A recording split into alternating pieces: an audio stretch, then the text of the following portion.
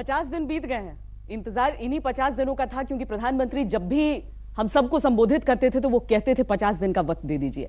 50 दिन पूरे हो गए हैं, इसके आगे हम क्या उम्मीद करें। रविशंकर प्रसाद जी हमारे साथ हैं और ये तमाम लोग हैं क्योंकि सबके सवालों का जवाब देने के लिए वो यहां पर आए हैं। बहुत सारी चीजें हैं जो समझना थोड़ा सा मुश्किल हो जाता है अगर आपके लिए, तो जरूर हमारे साथ इस शो में जुड़े रहिएगा। लेकिन पहले हम आपको दिखाते हैं कि 50 दिन पूरे हुए हैं तो किस तरह से कतारें दिख रही हैं, किस तरह से पूरे देश का माहौल दिख रहा है और क्या क्या बातें आज कैशलेस को लेकर प्रधानमंत्री ने कही। मेरी दृष्टि से यह सबसे महत्वपूर्ण काम हुआ है और वो है एक नई ऐप लॉन्च की गई है जिसका नाम रखा है भीम। तो नोटबंदी के 50 दिन बाद प्रधानमंत्री नरेंद्र मोदी पहली बार सार्वजनिक मंच पर पहुंचे तो उन्होंने देश में कैशलेस क्रांति के लिए एक और ऐलान कर दिया। वो दिन दूर नहीं होगा जब इस सारा कारोबार इस भीम ऐप के द्वारा चलने वाला है। नोटबंदी के दौर में जिन लोगों ने कैशलेस ट्रांजैक्शन को बढ़ावा देने में अपनी खास भूमिका अदा की तो उन लोगों को डिजिधन मेले के दौरान सम्मानित भी किया। जन क्रांति के नन्हे सिपाही हैं।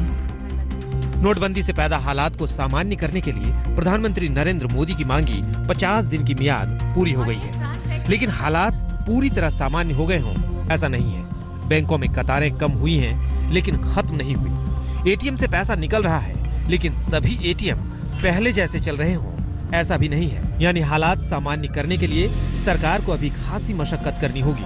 अलबत्ता सरकार कैशलेस समाज का सपना संजो चुकी है। ताकत ऐसी होगी कि आपको न मोबाइल फोन की जरूरत पड़ेगी, न स्मार्टफोन की जरूरत पड़ेगी, न फीचर फोन की जरूरत पड़ेगी, न इंटरनेट की जरूरत पड़ेगी। सिर्फ आपका अंगूठा काफी है। आपका अंगूठा काफी है। लेकिन सवाल सिर्फ कैशलेस होने के सपने का नहीं है। बुनियादी सवाल कुछ और है। मसलन क्या देश अब कैशलेस सोसाइटी की तरफ बढ़ चुका है? और अगर सरकार ये मान रही है तो क्या इसके लिए जरूरी बुनियादी ढांचा तैयार है? सरकार कितने फीसदी कैश बाजार में रखना चाहती है? क्योंकि अभी ये साफ नहीं है कि अगर बाजार से कैश हटाया गया तो कितने फीसदी कैश को कितने वक्त में वापस बाजार में उतारा जाएगा। नोटबंदी से जीडीपी विकास दर पर पड़े असर से सरकार कैसे निपटेगी? नोटबंदी की वजह से हजारों लोगों की नौकरी जाने का संकट और ना गहराए, क्या इसके लिए सरकार के पास कोई रणनीति है? और सबसे बड़ा सवाल यही है कि 50 दिन तो पूरे हो चुके, लेकिन हालात सामान्य कब तक होंगे? नोटबंदी के फैसले से सरकार को कितना फायदा हुआ और सरकार की भावी रणनीति क्या है? बहुत मुमकिन है कि प्रधानमंत्री 31 दिसंबर को राष्ट्र के नाम संबोधन में इसका खुलासा करें। अलबत्ता मोदी अपने फैसले से खुश हैं, इसमें शक नहीं। बहरहाल देश के लोग अब एक बार फिर प्रधानमंत्री मोदी को सुनने को बेचैन है, क्योंकि 8 नवंबर को नोटबंदी के ऐलान के बाद से देश की अर्थव्यवस्था ने नई करवट ली है। इस करवट के साथ कई चुनौतियां सरकार के मुंह बाएं खड़ी हैं, जिनसे निपटने की रणनीति भी सरकार को बनानी होगी और लोगों में ये भरोसा जगाने की जिम्मेदारी भी सरकार की ही है कि अच्छे दिन आएंगे। आज तक ब्यूरो। इस एक कतार में लग लीजिए तो इसके बाद किसी दूसरी कतार में खड़े होने की जरूरत नहीं होगी। 50 दिनों की मियाद के पूरे होने का रविशंकर जी मतलब क्या है? देखिए, पहली बात मैं आपको बताना चाहूंगा, नरेंद्र मोदी जी भारत को बदलने के लिए भारत के प्रधानमंत्री बने हैं। ये कोई साधारण सरकार नहीं है और जनता ने उनको इतना बहुमत भी दिया था कि खाली वो सड़क बनाए और नहर बनाए और रिबन काटें। वो भारत को बदलना चाहते हैं और जिस तरह से उन्होंने भ्रष्टाचार पर हमला किया है, जिस तरह भारत दुनिया की एक बड़ी ताकत बना है, जिस तरह भारत में इन्वेस्टमेंट आया है, और मैं देश का आईटी मंत्री हूं, देख रहा हूं देश में क्या। आपको बताऊं, इस देश में लगभग 105 करोड़ मोबाइल फोन है, 109 करोड़ लोग आधार पर हैं, 50 करोड़ इंटरनेट है, 35 करोड़ स्मार्टफोन है। मोदी जी ने कहा इतने सब कुछ है, देश में बनता कितना है? 1 साल 4 महीने में भारत में 40 मोबाइल मैन्युफैक्चरिंग कंपनी आ गई है, जिसमें 11 लगभग 18 आपके नोएडा ग्रेटर नोएडा में है। 1.5 लाख लोगों को डायरेक्ट नौकरी, 3 लाख को इनडायरेक्ट नौकरी मिली है। लगभग 40 चार्जर बैटरी के लोग आ गए हैं बनाने के लिए। भारत मोबाइल मैन्युफैक्चरिंग का एक केंद्र बन रहा है। मैंने आधार की बात की, 36 करोड़ बैंक अकाउंट आधार से जुड़े हैं। हमने सारी सब्सिडी को मोबाइल बैंक अकाउंट आधार से जोड़ दिया और हमने देश के 36,000 करोड़ रुपए बचाए जो बीच वाले खा जाया करते थे। मैं सबके सवाल लूंगा जितना संभव होगा समय में, लेकिन आज मैं आपको एक बात कहना चाहता हूं। आपके सिस्टर पब्लिकेशन मेल टुडे की रिपोर्ट थी कि नोटबंदी के बाद दिल्ली के हवाला कारोबारियों का काम सिर्फ 5% बचा है। हेडलाइन न्यूज थी। आतंकवादी परेशान है, माओवादी अपने पैसे को गुहार कर रहे हैं, बदलवा दो गांव वालों से। और मेरे पास एक रिपोर्ट है रिसर्जेंट इंडिया की, मैं दिखाऊंगा, लेकर आया हूं। आप सबों को सुनकर आंखों में आंसू आ जाएगा कि जो हमारे हिंदुस्तान की बेटियां और बहनें देह व्यापार में फोर्स की जाती थी ट्रैफिकिंग के कारण, वो ट्रैफिकिंग की कमर टूट गई है क्योंकि सब कैश से चलता था और कैश का पैसा नहीं है। तो ये बदलाव हो रहा है। देखिए, मैं ये कभी नहीं कहूंगा कि कठिनाई नहीं थी, वो तो होगी। आप इतना बड़ा बदलाव करेंगी। अब 86% देश का कैश इकोनॉमी 1000 और 500 पे था। अब आप कहती हैं कि आपने पहले बताया क्यों नहीं? बताते नहीं बताया तब तो इतने लोग उसको, जुगाड़ू लोग हैं ना, बैंक से मिल लेते हैं, पैसे कर लेते हैं। आपको मुझे बताना है कि अब तक 750 करोड़ रुपए पकड़े गए हैं जो नंबर 2 का धंधा चल रहा था 8 नवंबर के बाद से। आगे और पकड़े जाएंगे। भ्रष्टाचार के खिलाफ यह सरकार कोई समझौता नहीं करेगी।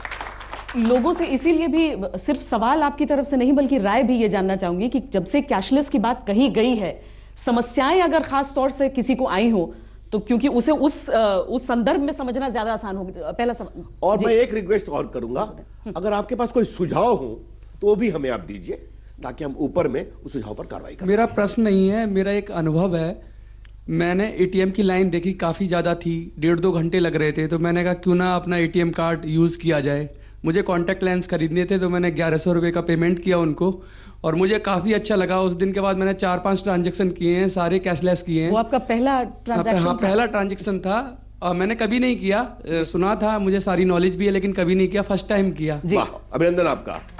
सिर्फ आपको इसी पर एक बात कहूं, मैं देश का IT मिनिस्टर भी हूं, लॉ मिनिस्टर भी हूं। तो मेरा लॉ मिनिस्टर का चेंबर शास्त्री भवन में है।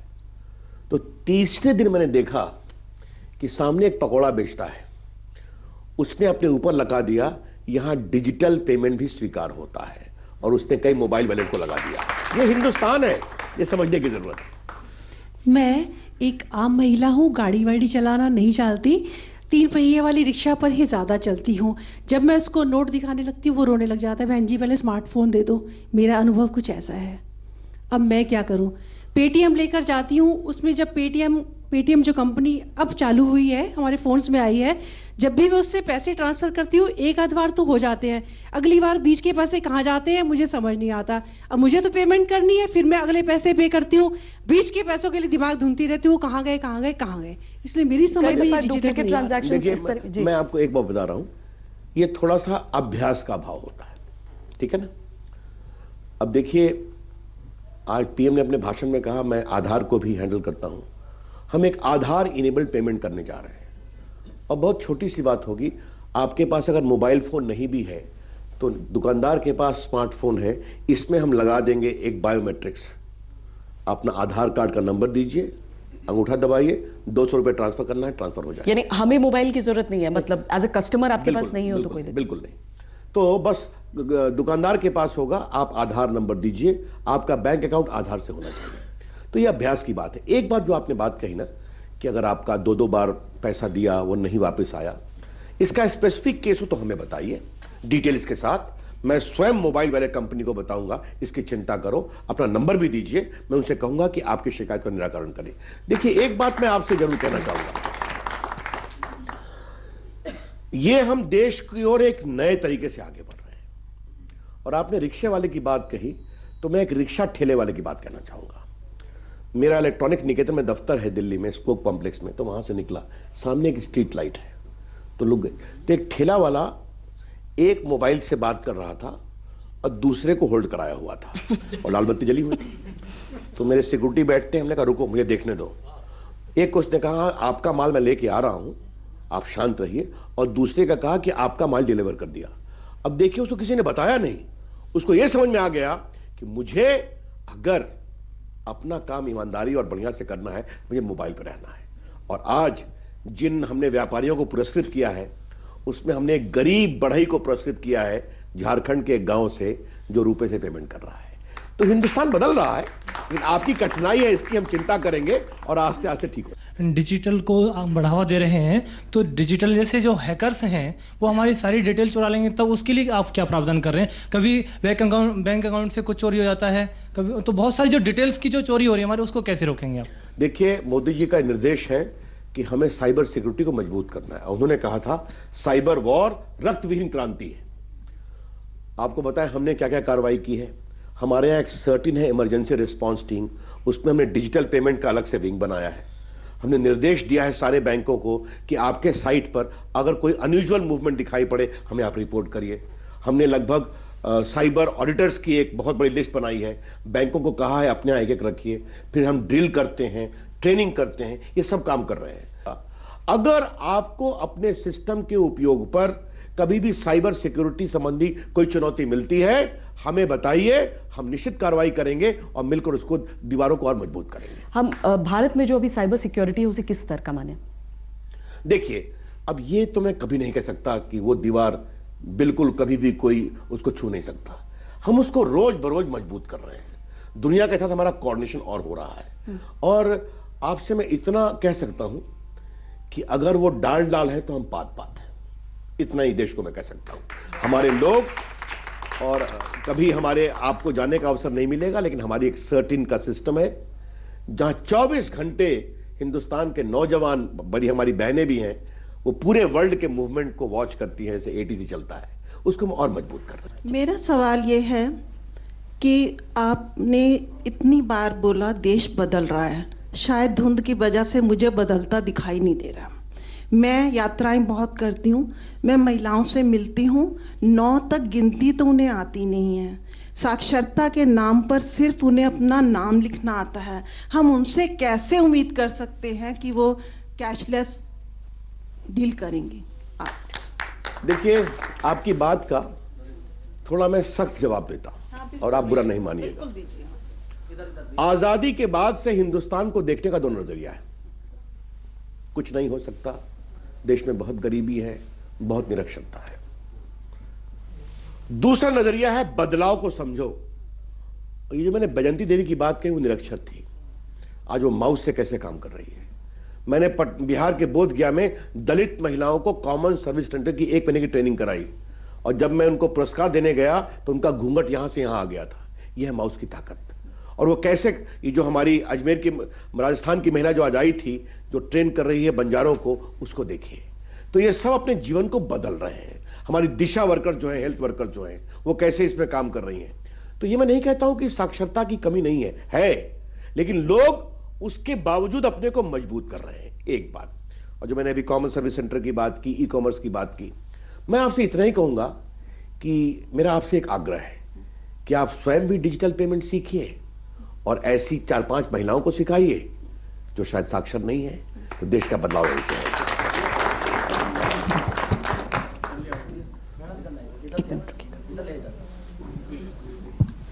मंत्री जी, आपकी इस अभियान से हम युवा और बुजुर्ग सभी प्रभावित हैं, लेकिन मेरी एक वैयक्तिक आपसे प्रार्थना है कि किसानों की तरफ ये सरकार जरा मुड़ने में देर कर रही है, ऐसा मेरा वैयक्तिक विचार है। क्योंकि किसानों की समस्या कोई भी सरकार सुनती है, लेकिन प्रैक्टिकल में अनुभूत नहीं करती है। और मैं जहां तक समझता हूं कि मैं स्वयं एक कार्यकर्ता होने से नाते, एक स्वयं जनता का, मैं किसी पार्टी का सदस्य नहीं हूं, कोई राजनीतिक मेरा एजेंडा नहीं है, मैं एक सामाजिक होने के नाते उन गरीब किसानों तो जो कुछ भी नहीं जानता है, वो लाइनों में खड़ा है अपनी सब कुछ अरहर लेकर के, दाल लेकर के बेचने के लिए, लेकिन उसको आड़त वाले कहते हैं कि आप 3 दिन बाद आइए, 4 दिन बाद आइए। ये एक परसेप्शन, क्योंकि ये बातें बहुत होती हैं रविशंकर जी, इसे खारिज किया जाएगा सिर्फ एक आरोप कहकर या एक परसेप्शन कहकर, या वाकई विचार नहीं है उस तरफ।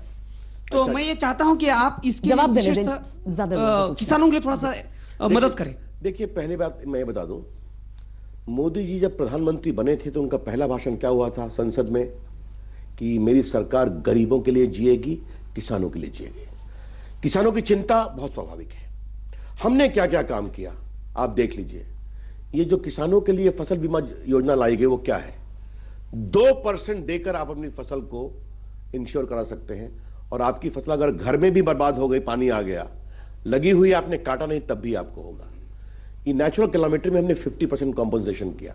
और मैं देश का आईटी मंत्री के रूप में बता रहा हूं, ये जो अपने बाजार में लोगों को बेचने में दिक्कत होती थी, तो आज हमने ई मंडी बनाई है। किसान अपने घर बैठे किस मार्केट में अपना माल भेजें, ये उनके लिए व्यवस्था की है। ये सॉइल हेल्थ कार्ड क्या है, आप मुझे बताइए। और ये जो नीम कोट यूरिया है, आपको बताऊं बहुत रोचक कहानी। यूरिया ब्लैक हो जाया करता था केमिकल्स के लिए, उस पर नीम कोट लगा दिया गया।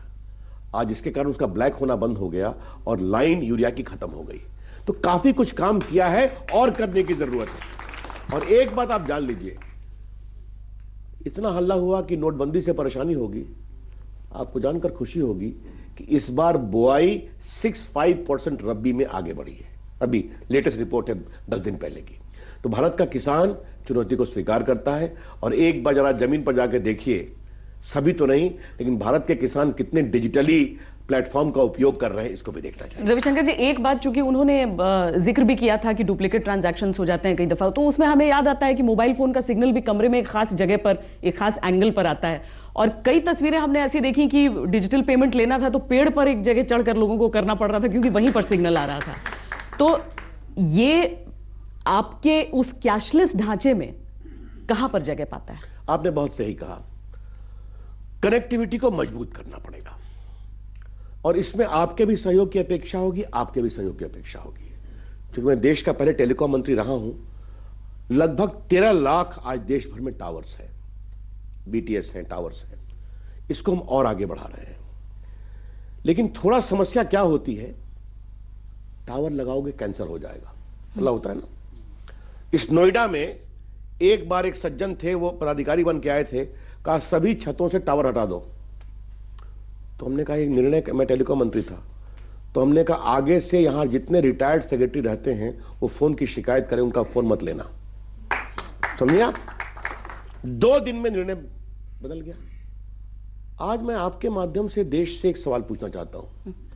भारत में 105 करोड़ मोबाइल फोन है, तो चीन में हमसे ज्यादा है, अमेरिका में है, यूरोप में है। वहां पर यह विषय क्यों नहीं बनता कि टावर से कैंसर हो जाएगा, गौरैया मर जाएगी? ये भारत में ही कुछ लोग क्यों प्रचार करते हैं? तो ये बिल्कुल बेबुनियाद है। मैंने वर्ल्ड हेल्थ ऑर्गेनाइजेशन के अध्ययन किया है। आप जाते हैं अपना एक्सरे कराने तो रेडिएशन होता है, आप मोबाइल लगाते हैं रेडिएशन होता है, आपका टीवी खोलिए तो होता है रेडिएशन। ये स्वास्थ्य के लिए हानिकारक नहीं है। इतना जरूर है, आपने सही कहा, 1 हफ्ता पहले मैंने स्वयं टेलीकॉम सर्विस प्रोवाइडर की बैठक बुलाई थी और वो लोग इस पर पूरा सहयोग कर रहे हैं। लेकिन फिर कहूंगा कमजोरी है, इसके बावजूद गांव में मोबाइल है या नहीं, इसके बावजूद वो हापुड़ के गांव की लड़की अपना नया ड्रेस मुंबई से मंगा रही है नहीं मंगा रही है। तो दोनों को देखना चाहिए और सुधार करने की जरूरत है। बहुत सारे एटीएम जो हैं बंद पड़े हुए हैं, तो मेरा सवाल ये कि ये एटीएम फिर से कब पूरी तरह से काम करना स्टार्ट करेंगे? काफी शुरू हो गए हैं। इस देश में लगभग 75 crore credit card, debit card है, जिसमें 45 करोड़ का उपयोग होता है सिर्फ आपके एटीएम के विड्रॉल में। वो भी हम कर रहे हैं। लेकिन हमारी कोशिश है कि एटीएम की पुरानी आदत पर ही मत जाइए। जो जाके एटीएम में आप जाएंगे तो डिजिटल पेमेंट क्यों नहीं करते? यही तो बात है कि आपको अगर 500 पेमेंट करना है, 300 करना है, तो आप जाए वहां से पैसा निकाले, आप मोबाइल वैलेट डाउनलोड करिए। हर बैंक के हैं, पेटीएम है, एसबीआई का बड़ी है, आज जो नया ऐप भी लॉन्च हुआ है उससे आप पेमेंट कर दीजिए। सर, पहले घर पे कैश रखा होता था। मैं एक हाउस वाइफ हूँ, पहले घर पे कैश रखा होता था तो सिक्योर महसूस करते थे। लेकिन अब थोड़ी सी इनसिक्योरिटी फील होने लगी, क्योंकि बैंक में जो पैसा जमा हो चुका है वो ठीक है, बैंक में सेफ है, लेकिन इतना सेफ नहीं होना चाहिए कि वो हम ही ना अपना यूज कर सकें। देखिए, आपने बहुत सही कहा। भारत की बहनें और माताएं बचाकर कैश रखती हैं, ये स्वाभाविक है। और ऐसी बहनों और माताओं का कैश हमेशा सुरक्षित है। उस पर न हमारी नजर है न सरकार की नजर है। ये पहली बात आप जान लीजिए। खाली आप इतना है कि उसको बताइए। अब मान लीजिए आपके पास 500, 1000, 2000, 5000 है, जरूर रखिए आप। लेकिन कोई महिला कहेगी कि मेरे पास 10 करोड़ है और अब उसको बताएंगे नहीं, ये तो नहीं चलेगा ना। लेकिन थोड़ा सा आदत स्वभाव को बदलिए। और ये कोई बदलाव, देश इतना बदलाव कर रहा है कि उसमें बदलाव आने में टाइम नहीं लगता। उस फेक करेंसी के लिए कोई गवर्नमेंट स्पेशल कानून लेके आ रही है? नरेंद्र मोदी जी की सरकार कानून नहीं लाती है, सख्ती से कार्रवाई करती है। वो डाल डाल पात पात बोल चुके हैं पहले। समझ गए आप? तो पहले आप देखे थे कितना कंपोनेंट था, ठीक है, आतंकवादी बहुत परेशान है, कमर टूट गई, कोशिश करेंगे तो हम पकड़ते भी हैं। पहले हेडलाइन चलाया करती थी इतनी लंबी लाइन है, अब इनका हेडलाइन क्या चलता है, आज कितना पैसा पकड़ा गया। देख रहे हैं ना, ये पकड़ा कैसे जा रहा है? वैसे लोग समझ नहीं पा रहे हैं कि कैसे हो, कैसे रहा है ये इतनी रिकवरी। मोदी जी ने साफ कहा है कि जनता हमें सूचना दे, और हमारी सरकार कैसे काम करती है, मैं चैनल का नाम नहीं लूंगा। एक चैनल पर दिखाया गया कि एक बैंक में मैनेजर साहब घपला कर रहे हैं, स्टिंग ऑपरेशन हुआ था, पीएमओ से फोन गया उस चैनल को, बैंक का नाम बताओ, लोकेशन बताओ, और 10 मिनट में रेड हो गई। आप समझ गए? तो ये जो पूरी कार्रवाई हो रही है, एक तरफ देश को ईमानदारी की ओर बढ़ाना है, और जो ईमानदारी का नकाब पहनकर भ्रष्टाचार कर रहे हैं उनको सख्ती भी करना है। कभी आपने सोचा है कि इतनी बड़ी संख्या में बैंक के मैनेजर पकड़े जाएंगे? कार्रवाई हो रही है तो कर रहे हैं। लेकिन मैं आपको आश्वस्त करना चाहता हूं कि अगर लोग नए नोट में भी फेक करेंसी का काम करेंगे तो सरकार छोड़ेगी नहीं। जितनी सख्ती लोढ़ा वगैरह पर हो रही है ना, उससे अधिक सख्ती होगी, चिंता मत करिए आप। बहुत बहुत धन्यवाद रविशंकर जी, सारी बातों का बहुत धन्यवाद आप लोग को, बहुत अच्छे सवाल किए, आप सबों का अभिनंदन। अभी के लिए इतना ही। देश और दुनिया की बाकी खबरों के लिए आप देखते रहिए आज तक।